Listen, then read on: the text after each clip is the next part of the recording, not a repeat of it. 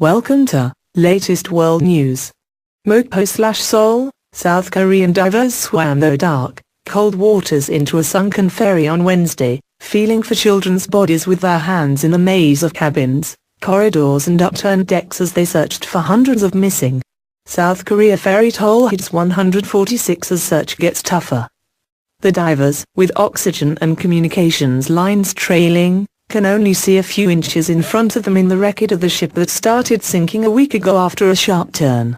Most of the victims were high school children, who were told to stay where they were for their own safety and were trapped. As ferry death toll rises, hand-wringing over tendency to overlook safety. Most of the bodies found in the last 2 days had broken fingers, presumably from the children frantically trying to climb the vertical floors or ceilings to escape in their last moments, the Dongilbo newspaper said.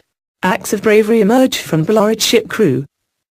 We are trained for hostile environments, but it's hard to be brave when we meet bodies in dark water, diver Hwang Dae-sik told Reuters, as the funerals of 25 students were held near the capital, Seoul. Prosecutors investigating the disaster raided the home of Yoo Byung-yeon, the head of a family that owns the Kongijin Marine Company Limited, the company that operated the SWA ferry. They also raided his son's home and the office of a church with which Yoo has been associated, said a prosecutor who did not want to be identified. The finances of Kongijin and its complex share structure have come into the spotlight in recent days. Yoo was jailed for fraud for 4 years in the early 1990s. But it was not immediately clear how big a development this was. Korean police and prosecutors often make dramatic raids to show that progress is being made in a high-profile case. No response, as Korea ferry crew asked for orders to abandon ship. Underwater, at the site of the sunken SWA, divers are able to work for nearly an hour at a time as long as the oxygen lines do not snag on sharp corners of the ship's internal structure. When they use cumbersome oxygen tanks on their backs instead, they can work for about 20 minutes before an alarm bell sounds. The SWA sank last Wednesday on a routine trip from the port of Incheon, near Seoul, to the southern island of Jeju.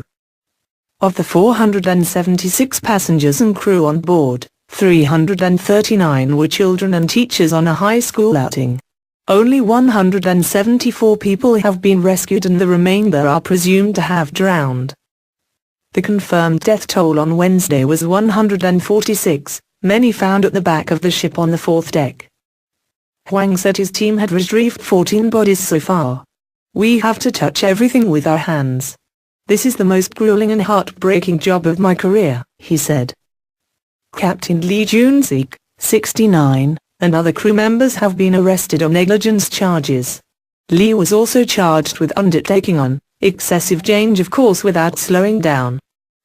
Law requires captain to stay on board. Several crew members, including the captain, left the ferry as it was sinking, witnesses have said, after passengers were told to stay in their cabins. President Park Ji-yoon said on Monday that instruction was tantamount to an act of murder.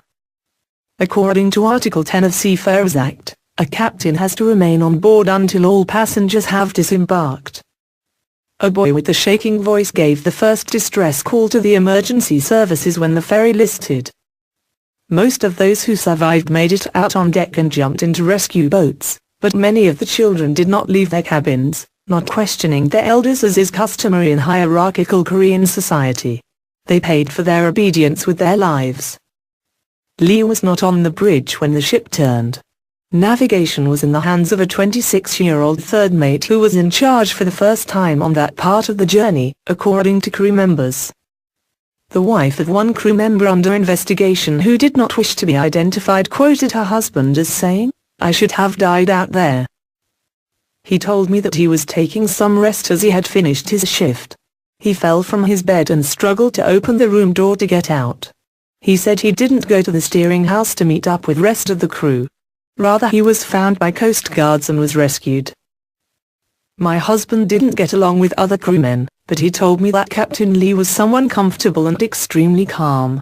He said Captain Lee was like no other, he didn't drink much, although he did smoke.